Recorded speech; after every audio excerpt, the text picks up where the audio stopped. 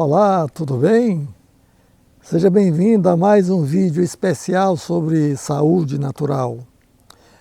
Para quem não me conhece ainda, eu sou Ademir Guedelha, terapeuta holístico há 40 anos, educador em saúde natural, autor de cursos e palestras que eu realizo por todo o Brasil.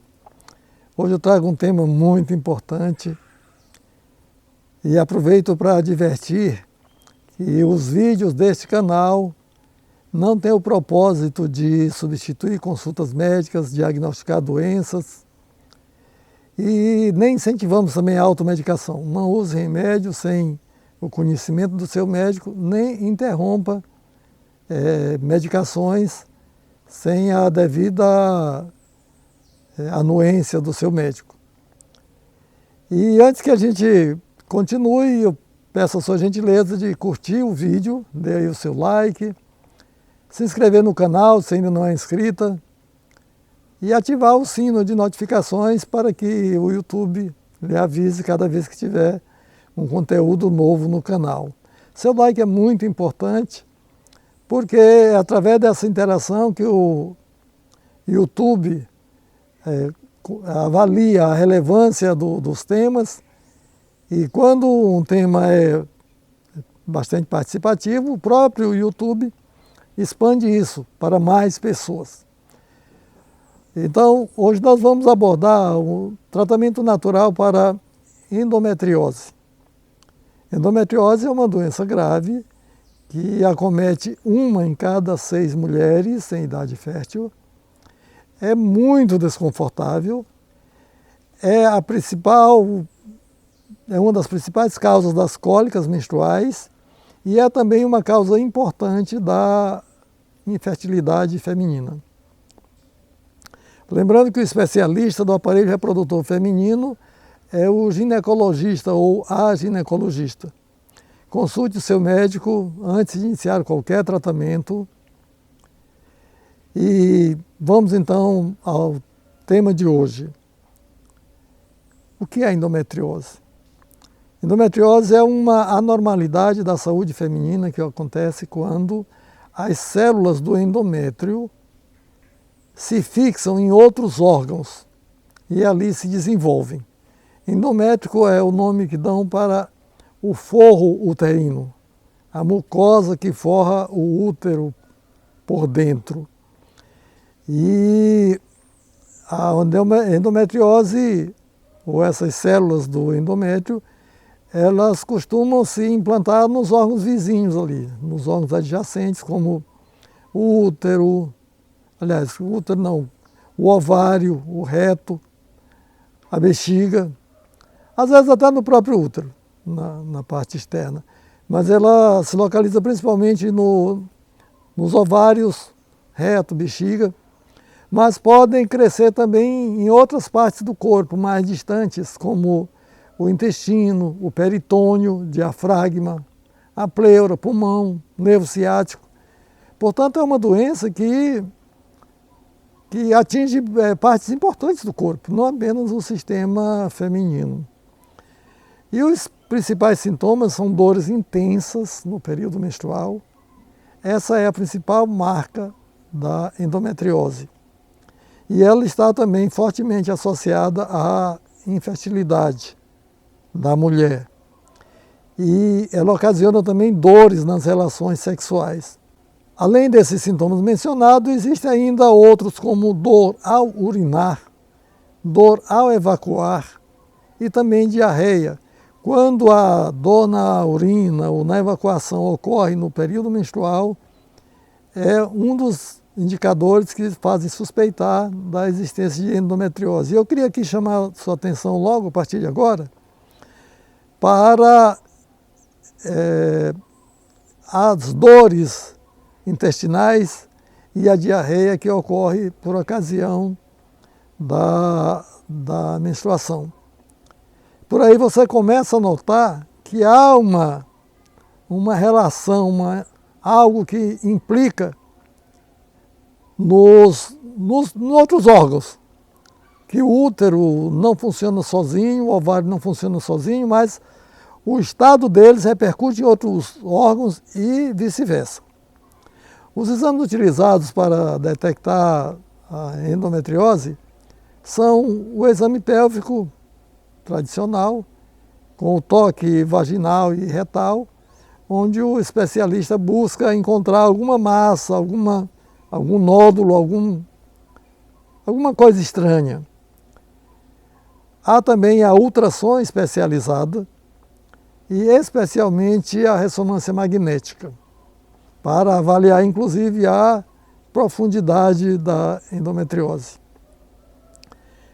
A incidência dessa doença é considerável, porque, como eu disse antes, 1 em cada 6 mulheres em período reprodutivo apresentam endometriose. E tem também um componente genético que foi levantado.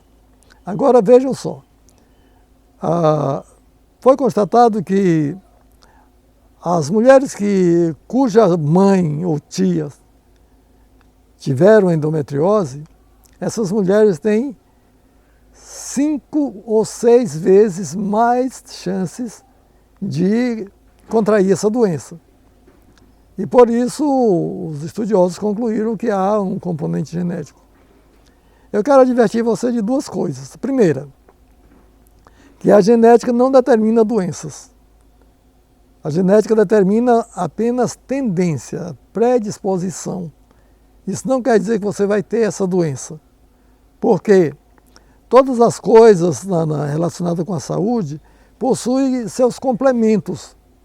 Você tem algo pronto para produzir determinada coisa, mas só produz se houver outro algo que adicione para completar a fórmula, digamos assim. Uma outra coisa ainda sobre a genética, eu quero dizer para você que não se herda doença.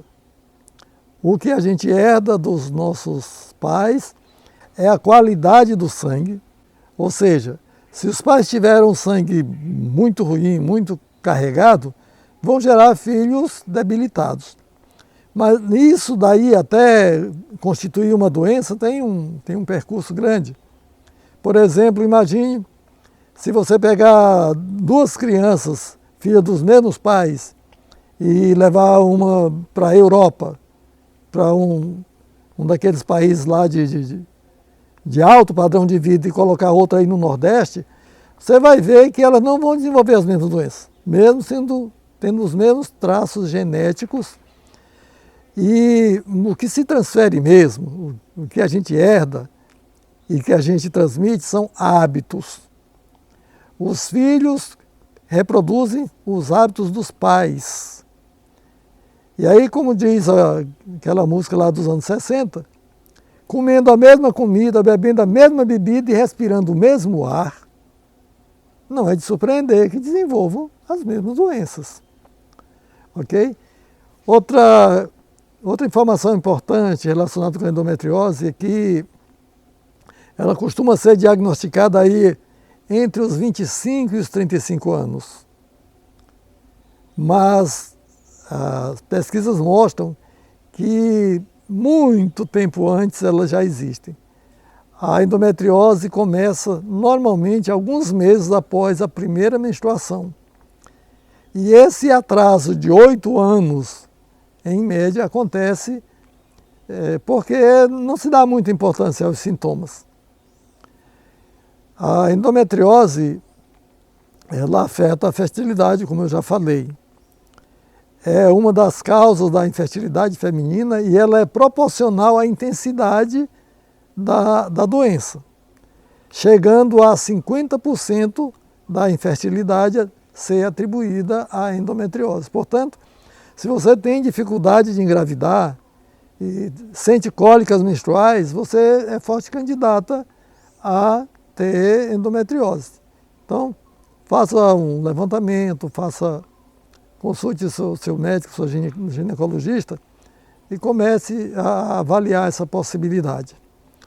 E quando a infertilidade se dá em consequência da endometriose, a principal local comprometido são as tubas uterinas, conhecidas também como trompas. elas são o principal fator de infertilidade quando a infertilidade vem por endometriose. Por quê? A endometriose, ela gera um processo inflamatório e cria aderências do peritônio, que é o forro interno do abdômen, aos órgãos reprodutores. E às vezes a tuba chega a ser obstruída, chega a ser estreitada ou até fechada completamente.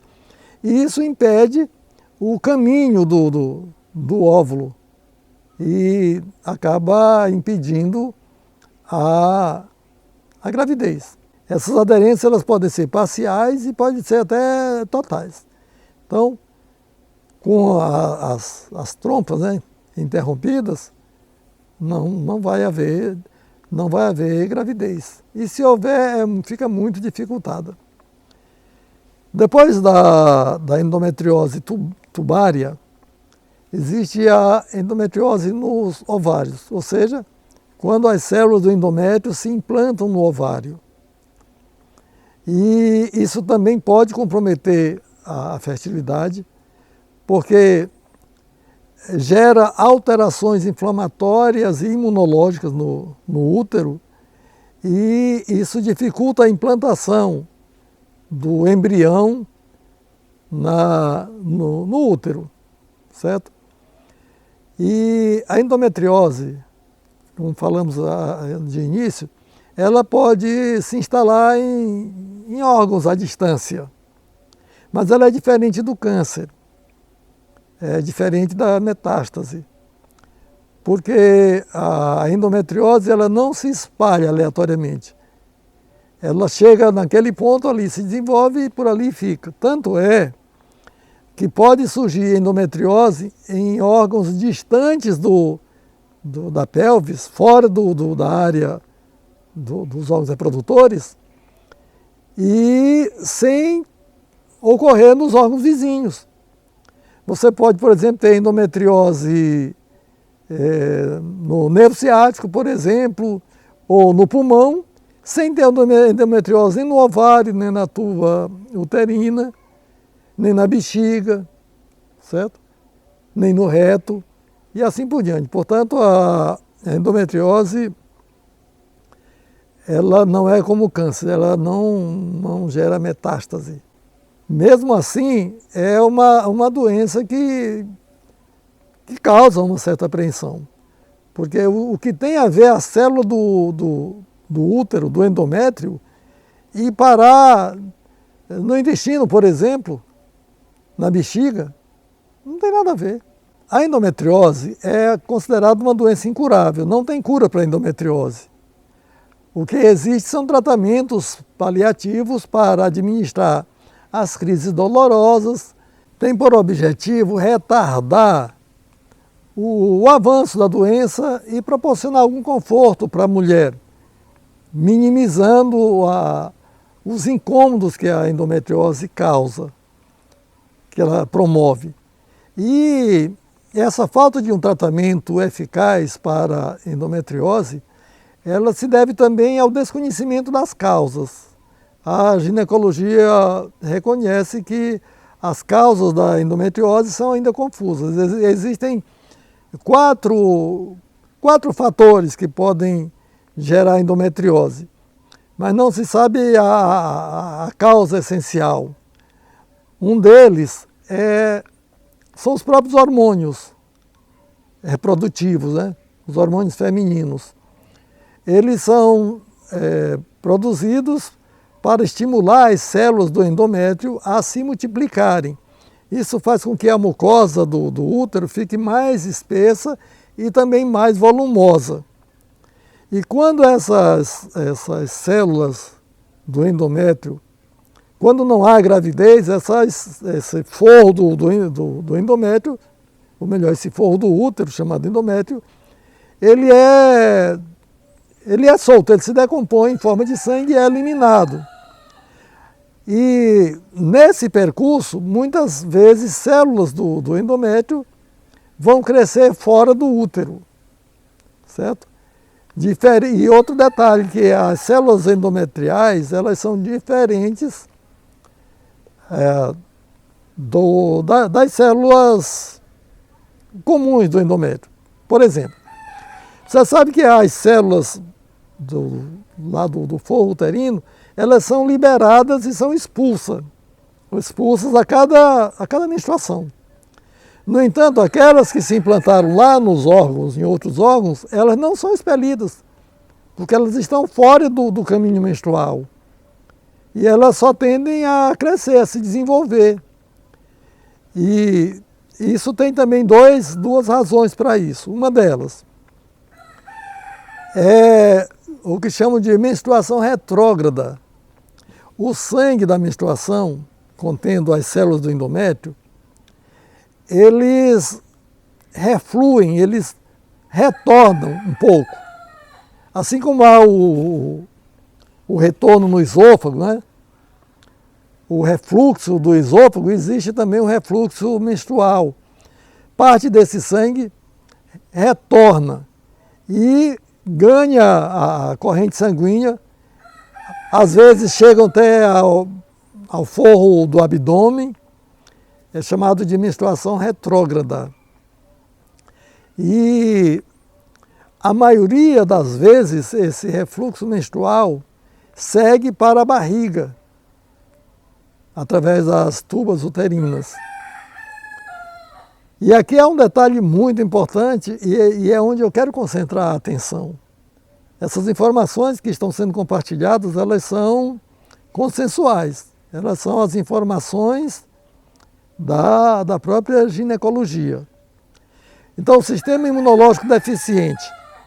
A deficiência do sistema imunológico, nesse caso, consiste no seguinte: o sistema imunológico ele é o encarregado de destruir qualquer corpo estranho, célula estranha. E quando essas células do endométrio chegam a um órgão que não era para chegar, elas são reconhecidas pelo sistema imunológico como algo estranho, porque aquela célula é do corpo, mas não é daquele órgão. Então o sistema imunológico destrói isso aí. Mas quando o sistema imunológico está incapaz, ineficiente, ele não consegue fazer essa higiene, ele não consegue destruir as células endometriais que estão fora do lugar. E por isso eu quero chamar a sua atenção para a importância do sistema imunológico e para a importância também do sangue. Não esqueça que o sangue digamos assim, é o fluido que dá vida, é o fluido que nutre, é o fluido que purifica, é o fluido que restaura. Enfim, o sangue é muito importante. E o sistema imunológico, como parte do sangue, também. E basta lembrar que a maioria das mulheres, cerca de 90% das mulheres, tem refluxo menstrual. Mas nem todas vão desenvolver endometriose, porque aquelas cujo sistema imunológico está potente, o sistema imunológico faz essa asepsia, faz essa higiene, elimina. Existem ainda outras causas, como, por exemplo, as cirurgias. Cirurgias como a esterectomia, ela pode gerar endometriose, porque durante esse procedimento, células do endométrio podem chegar a outros órgãos. A intervenção cirúrgica cesariana também, especialmente se a cesariana for praticada para interromper a gestação precocemente. Isso também é uma das causas secundárias da endometriose, ok? E a endometriose, além daqueles sintomas gerais que eu falei, ela apresenta também sintomas relacionados com determinadas áreas do corpo. Por exemplo, no pulmão, a endometriose, quando se instala no pulmão, ela vai se manifestar por tosse com sangue nas vias aéreas no período menstrual. Na bexiga, o sintoma é dor ao urinar, isso também no período menstrual, e no intestino, a evacuação dolorosa, aquela pessoa sente desconforto ao defecar ou apresenta diarreia.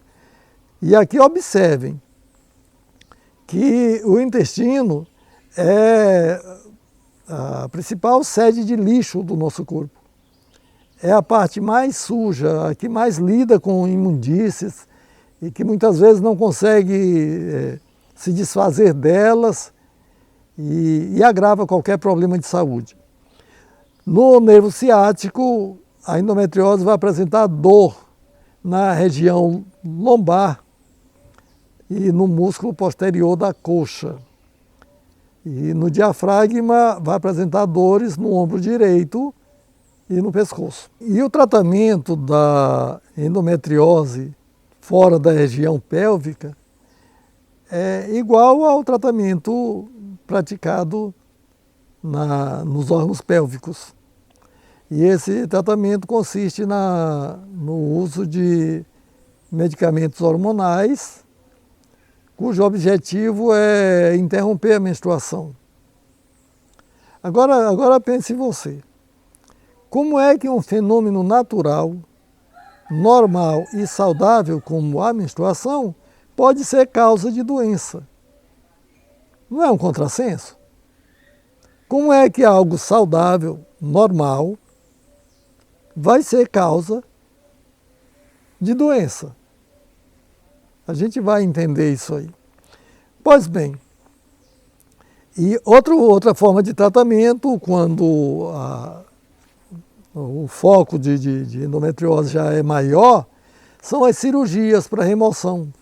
Faz a cirurgia, remove aquelas células, aqueles tecidos endometrióticos, simplesmente. E existem também cirurgias mais agressivas. Depois a gente vai falar sobre isso. Existem 5 tipos de endometriose, segundo a classificação médica. A superficial é chamada assim quando ela penetra menos de meio centímetro no tecido do órgão onde ela se instalou. E esse tipo atinge mais o peritônio. Existe ainda a endometriose profunda, quando os focos da doença se infiltram na parede de um órgão por mais de meio centímetro, e cuja remoção vai se dar por cirurgia. A endometriose no ovário, ela é ocasionada pela formação de cistos de sangue no ovário. Esses cistos de sangue, eles podem estourar e eliminar o sangue pela via vaginal. E pode ser também uma causa importante de infertilidade. A endometriose no ovário, ela causa, como eu falei, alterações inflamatórias e imunológicas que dificultam o processo de concepção. Existe ainda a endometriose de parede. Dão esse nome porque as células do endométrio se implantaram na parede abdominal. Essas áreas, por exemplo, que sofreram cirurgias, são muito chamativas para a endometriose, certo? Como a cesariana, que eu já falei, e outras cirurgias nessa região.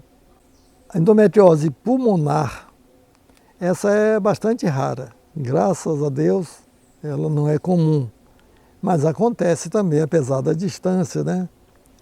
E o sintoma da endometriose pulmonar é tosse com sangramento nas vias aéreas. Isso quando acontece no período menstrual. E notem que tudo que se relaciona à endometriose agrava com a menstruação. É como se a menstruação fosse um dano, um acidente, e isso não é verdade. Mas bem, o diagnóstico da endometriose pulmonar é feito através de exame de imagem e também de biópsia. E essa endometriose pulmonar pode também atingir a pleura e gerar problema grave de saúde. Quase todas as mulheres têm motivos para ter refluxo, para ter endometriose, porque a maioria delas ocorre esse retorno da menstruação, em parte. Mas, como eu já expliquei, isso não é motivo para a mulher enfermar, para a mulher adoecer. Fatores de risco. Existem alguns fatores de risco. Um deles é a menstruação precoce. Quando a mulher começa a menstruar muito cedo, isso aumenta a probabilidade de ter endometriose. A mulher nunca ter filhos também é outro motivo que favorece o desenvolvimento de endometriose. Menstruações muito longas, e aqui eu quero chamar um pouco a atenção. Menstruações que durem 7 dias ou mais. E aqui você observa, primeiro, que a menstruação não é para durar mais do que 3 ou 4 dias. Se a menstruação passar de 5 dias, ela já não é normal. Se ela passa de 7, algumas pessoas chegam a passar muito mais.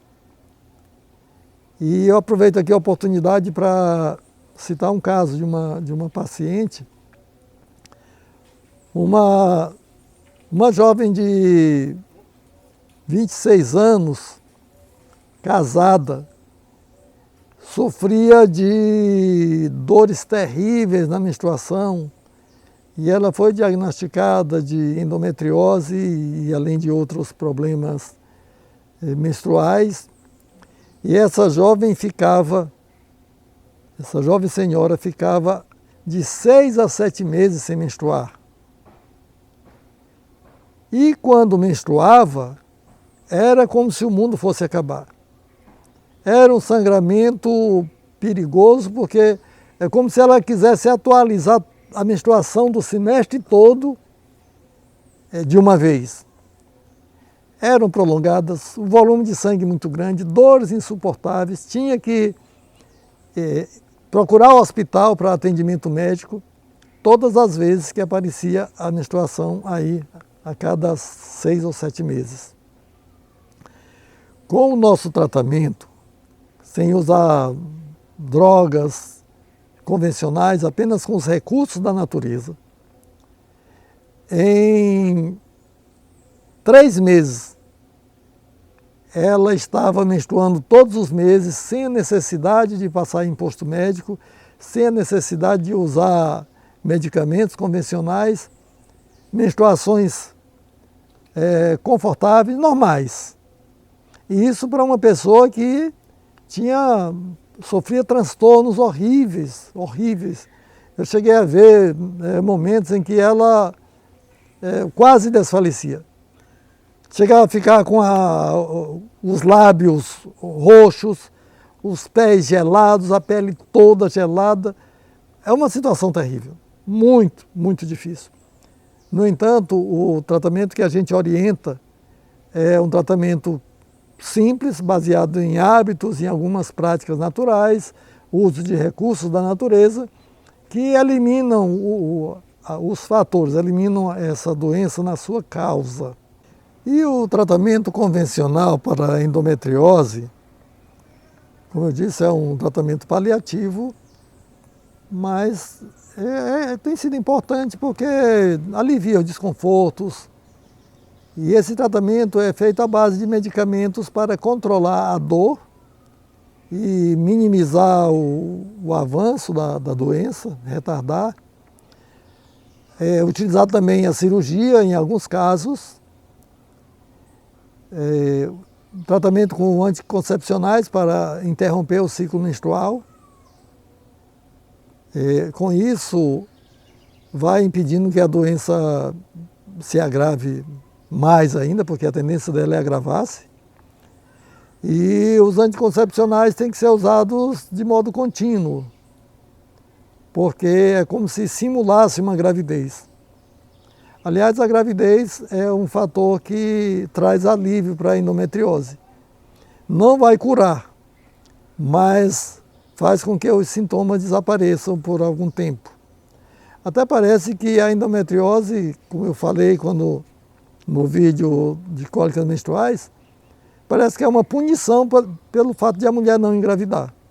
Porque quando ela engravida, cessa a endometriose. Porque cessa também a menstruação, né? E a endometriose tem essa relação forte com a menstruação. Desde a sua origem, a todo o seu desenvolvimento, isso está relacionado com a menstruação. Os anticoncepcionais, eles têm alguns efeitos adversos. Um deles são escapes indesejados de sangue. A qualquer momento a mulher começa a escapar sangue, né? Pela vagina, isso desconforta um pouco, porque às vezes surpreende. O outro efeito também dos anticoncepcionais é o ganho de peso. Eles têm a tendência de levar a mulher a ganho de peso, excesso de peso. Sensibilidade nos seios, náuseas. Esses são alguns dos sintomas causados pelos anticoncepcionais. E tem outros mais. Os anticoncepcionais aliviam a maioria das dores, a maioria dos sintomas, mas não eliminam os focos de endometriose nem também as aderências. E uma advertência: a mulher que tem interesse em engravidar não deve usar anticoncepcionais. O próprio nome já diz, são antigravidez, né? Porque eles impedem a gestação. E outro detalhe também é que não aumenta a chance de engravidar. Quando você para de usar o anticoncepcional, seu corpo não está com a capacidade de engravidamento melhorada, de jeito nenhum. Outros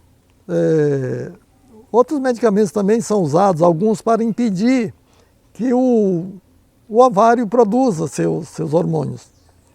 E esses medicamentos podem trazer sintomas de menopausa, por exemplo, como excesso de calor, secura vaginal, mau humor, perda precoce de cálcio. Por isso mesmo, esses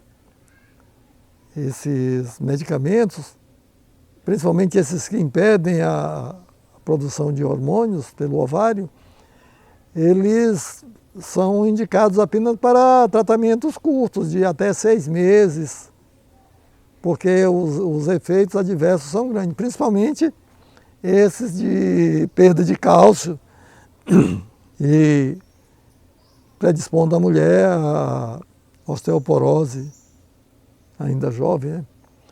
E prevenção. Ademir, qual é a prevenção que existe para a endometriose? Convencionalmente não existe prevenção. Aliás, é uma das coisas que a gente acha assim um pouco estranha, doenças para as quais não há prevenção. No campo da naturopatia isso não acontece, eu vou já explicar. Então, mesmo não havendo prevenção, são recomendáveis, é recomendado pelos profissionais que a mulher mantenha hábitos saudáveis, como uma dieta equilibrada, sono regular, atividades físicas, evitar estresse, etc. Recomendam também que a mulher tenha filhos mais cedo. E uma descoberta importante: a amamentação, de certa forma, previne um pouco, né, digamos assim. A amamentação diminui os efeitos da endometriose. E por isso é recomendável amamentar pelo maior tempo possível, porque isso também é um fator protetor contra a endometriose. E, além de ser um benefício para o filho, a criança que é amamentada por pelo menos 6 meses, ou ideal seja um ano, ela já fica imunizada contra uma porção de doenças, só pelo fato de ter se alimentado do leite materno. E agora eu gostaria de deixar aqui com você algumas considerações finais. Isso que eu falei são informações advindas de estudo dos especialistas, mas o que eu quero dizer para você é que tudo isso, todo esse desconforto da endometriose, como as cólicas menstruais de qualquer tipo, tudo isso tem a sua raiz no estado de impureza do sangue. Portanto, a primeira recomendação, procure manter o seu sangue limpo, procure tirar dele impurezas que se acumularam, procure produzir menos lixo e reter menos lixo no intestino. Algumas mulheres, amiga, têm o seu intestino comparável a um aterro sanitário, onde vai depositando lixo ali, depositando fezes. Aí, durante anos, e aquele material que fica ali depositado vai se decompondo com o passar do tempo e a mucosa do intestino vai sugando aquilo ali. E você passa a se alimentar desse sumo, desse lixo. E isso vai alterar seu sistema imunológico, vai alterar seu sistema hormonal, vai alterar toda a sua saúde e toda a sua vida. Então, pense em ter um sangue limpo. A medicina tradicional não tem uma forma de purificação do sangue, tanto é que o médico não fala em limpeza de sangue, porque isso não existe. Existe como sujar o sangue, com medicamentos, com uma série de coisas aí, como o próprio efeito das má digestões. Mas vamos lá. Então, recomendação para a endometriose. São meio parecidas com as recomendações para doenças em geral. Mas vamos lá. Uma alimentação saudável. A alimentação saudável é a alimentação racional humana. Se você observar a anatomia humana, você vai perceber que o ser humano não é um ser carnívoro. Ele é um ser vegetariano, por isso ele tem as unhas chatas, tem os dentes chatos, tem um aparelho digestivo longo, cerca de 8 metros, os animais carnívoros têm o estômago bem curtinho, os ácidos produzidos no estômago humano são muito menores do que no estômago dos carnívoros e assim por diante. Mas eu não quero entrar em detalhes sobre a alimentação, mas eu só quero dizer que quanto mais natural for a sua alimentação, quanto mais condizente com a anatomia humana, menos chance você vai ter de desenvolver endometriose ou outras doenças. Evitar alimentos em conserva. Todos os alimentos em conserva não são saudáveis, mas especialmente campeoníssimos estão os refrigerantes, a margarina e maionese, o leite de vaca. Enfim, esses produtos que a mulherada adora, não só a mulher não, que as pessoas civilizadas apreciam muito, eles são muito danosos para a saúde. Evitar beber nas refeições, porque o beber durante as refeições prejudica, porque dissolve o suco gástrico e com isso diminui o efeito desse suco sobre os alimentos e a digestão fica prejudicada, certo?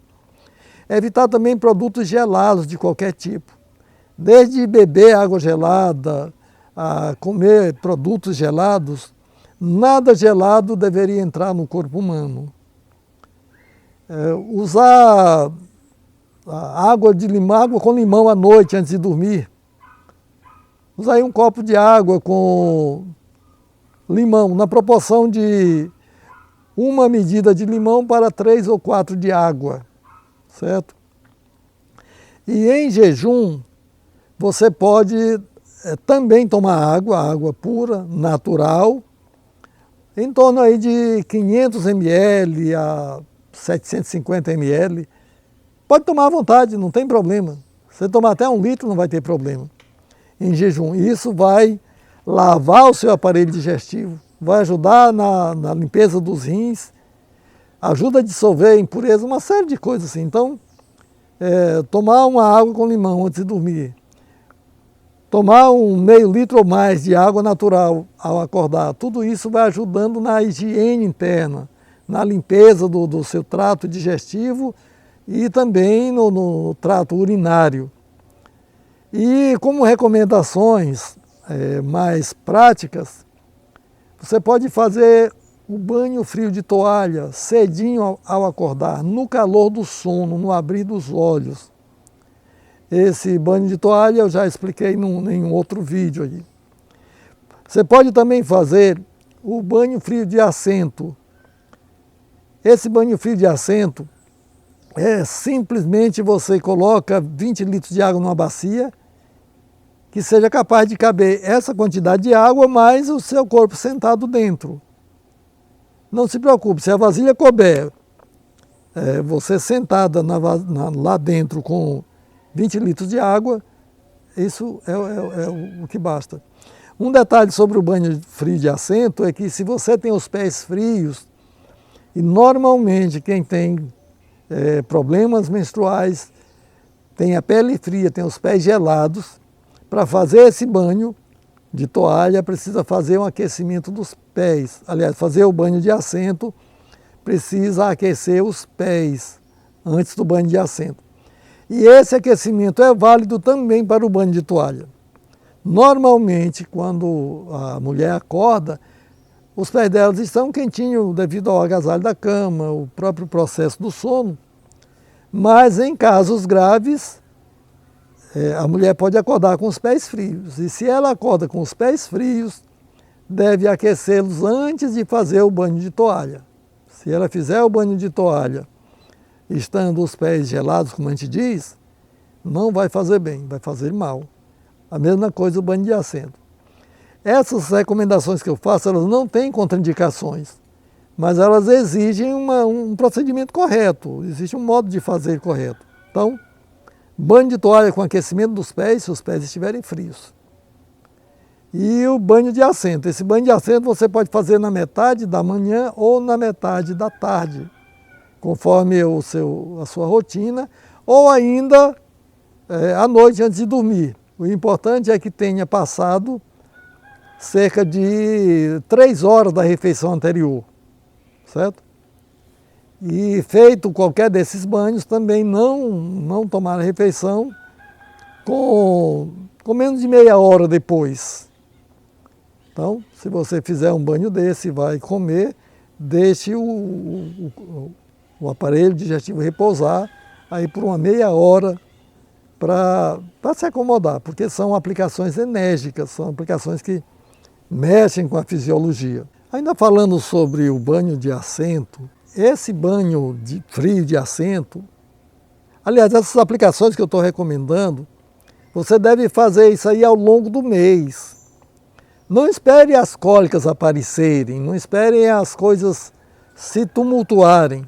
Não, vá fazendo, porque esses desconfortos da menstruação, esse mal-estar que as mulheres sofrem, e sofrem muito, eles não são produzidos naquela semana da menstruação.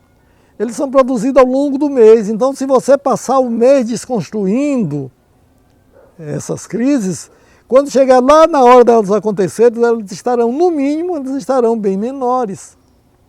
E se elas continuarem diminuindo, chega um momento em que elas serão eliminadas. Concorda? Pois bem, ainda o banho de assento, é um banho muito importante.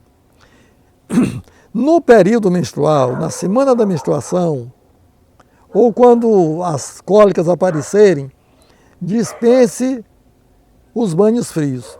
O banho de toalha você não faz nos primeiros 3 dias da menstruação. Do 4º dia em diante você pode seguir o seu banho de toalha. O banho frio de assento também você suspende esse banho nos 3 primeiros dias da menstruação. O banho frio de assento. Mas você pode fazer o banho de assento quente no período menstrual. Principalmente se sua menstruação for escassa, certo? Se a menstruação for volumosa, o banho de assento vai aumentar a eliminação do fluxo. Então você faz o banho de assento quente quando houver cólicas e quando o volume de sangue não seja grande. Então, banho quente de assento a gente chama de quente, mas é um quente que você suporte sem desconforto. Eu diria bem morno, né? Um banho de assento bem morno. É semelhante ao banho frio de assento, as mesmas características, a única diferença é que no banho quente de assento você não precisa aquecer os pés e a duração dele é um pouco menor. O banho de assento é de meia hora, pode até variar de 30 a 40 minutos, o banho frio, mas o banho quente de assento são 20 minutos, ele é um pouco menor, certo? E ele já vai ter efeito de acalmar as dores, as cólicas e tal. Mas passada a semana da menstruação, você volta para o banho de toalha e o banho frio de assento. Ok? Essa combinação é muito importante, vai ajudar no controle da prisão de ventre e vai atuar na causa verdadeira dos seus problemas. As causas apontadas pela literatura convencional para as doenças, minha amiga, entenda uma coisa. Normalmente são causas secundárias. O que é uma causa secundária? A causa secundária é aquela que foi gerada por outra causa mais embaixo, certo? Então, se você eliminar a causa primeira, você elimina a secundária. Um exemplo aqui são as infecções. As infecções são causas de grande mal, e de fato são. Só que a infecção, abaixo dela tem outra causa, que é a causa verdadeira, a causa determinante, a causa original, a causa número 1. Então, quando você faz esses banhos, quando você pratica essas recomendações que eu tenho feito, você está atuando na causa das causas. E se você elimina a causa das causas, você está eliminando todas as outras causas que estão acima. Você concorda? Pois bem, cataplasma de argila, você pode também dormir com uma faixa de argila ao redor do ventre, desde a virilha até a base do seio, ao redor. Essa cataplasma de argila deve ter a espessura aí de meio centímetro aproximadamente. Não menos de meio, mas que não chegue a 1 centímetro. Ela deve ficar aí próximo de meio centímetro. Para isso, você já sabe, a argila tem que ser amassada com água natural e fazer aquela pasta, etc. Não precisa guardar a argila em geladeira. A argila é guardada em uma vasilha qualquer, não de ferro nem de alumínio, deve ser um material que não seja condutor de eletricidade para guardar a argila, certo? Pode ser uma bacia de plástico, de vidro, de louça, enfim, que não seja um material sensível à eletricidade, tá? E pode ser guardado em contato com o piso da casa. Guardado em contato com o piso da casa. Se a argila ficar guardada numa prateleira, ela vai ser influenciada pela temperatura do ambiente. Se ela estiver em contato com o piso, ela está sendo influenciada pela temperatura da terra, certo? E outro detalhe sobre a argila. Você pode preparar a quantidade de argila que você quiser. Se você guardar numa vasilha tampada, ela se conserva em condições de uso por meses. E não tem problema com validade. a Terra tem a idade que tem e não perdeu a validade ainda, certo? Então, cataplasma de argila. Você, todas as noites você coloca ao redor do ventre para dormir. Isso vai dar uma melhorada fantástica, porque a argila é anti-inflamatória, é depurativa, enfim, tem uma série de benefícios que oportunamente nós vamos explorar os benefícios da argila. Mas eu quero já dizer para você, sumariamente, que a argila combate as inflamações internas de todos os tipos. Tá? Use também chás depurativos, existem muitos chás depurativos. Um chá, por exemplo, que é muito recomendável para você é o ipê roxo. Você pode usar o chá ou cápsula de ipê roxo, que é anti-inflamatório, depurativo também. Isso aí não é um remédio para você resolver a endometriose, mas é um dos auxílios que, adicionado aos outros que eu estou recomendando, vão lhe fazer uma grande diferença. Quer ver? Experimente. E depois compartilhe com a gente os comentários sobre o que fez das nossas recomendações, como funcionou ou não funcionou. Comente, essa interação nos faz bem e farão bem também para outras pessoas que estão junto com você na busca pela saúde. Continuando as recomendações, exercícios físicos diários, meia hora, 40 minutos, 1 hora, o tempo que for possível e o tempo que sua resistência permitir. Nunca se exercite até o limite, nunca. Aquela história de, não, você vai se exercitar até o seu limite, não, jamais. Você não é para chegar ao limite nunca. Porque se você chega ao limite, você pode ter dificuldade para voltar. Eu tinha um amigo que ele ia fazer caminhada, por exemplo, e ele ia até onde aguentava. Aí na hora de voltar tinha que pedir uma ambulância, porque não esgotou. Então, nunca vá ao seu limite. Não é para ir ao limite em matéria de exercício físico. É exercitar-se a ponto de você sentir que o corpo funcionou, sentir que o corpo agitou, né? Melhorou a circulação, etc. e tal. Dormir suficiente, 7 ou 8 horas à noite. O sono da noite é incomparavelmente superior ao sono do dia, porque durante a noite a natureza repousa. E a cidade, em parte, repousa também, pelo menos nas cidades interioranas. Tem cidade por aí que o dia e a noite não fazem diferença. Mas as cidades de interior, a gente observa ainda que à noite as coisas silenciam, o silêncio aumenta, a agitação cessa, etc. Durma o suficiente. E, resumindo essas recomendações, pratique hábitos saudáveis. Hábitos saudáveis. O melhor remédio para aumentar a imunidade, para combater as doenças, aumentar a saúde. Combater a doença é uma expressão que nem faz parte do meu vocabulário, mas eu estou tomando emprestado, tá? Para vencer as doenças ou evitá-las, hábitos saudáveis. Hábitos saudáveis são o melhor remédio. Porque saúde não se compra, minha amiga. Saúde cultiva-se. E se por acaso você ainda não deu o seu like, aproveite para fazê-lo. Se não se inscreveu no canal, se inscreva e compartilhe esse conteúdo. Se ele foi benéfico para você, ele poderá ser benéfico para muitas outras pessoas. Compartilhe, sem pena, tá bom? Não seja egoísta com as informações que salvam a saúde. Compartilhe e você será retribuída com mais saúde e com a gratidão daquelas pessoas para as quais você compartilhou. Até o próximo, hein?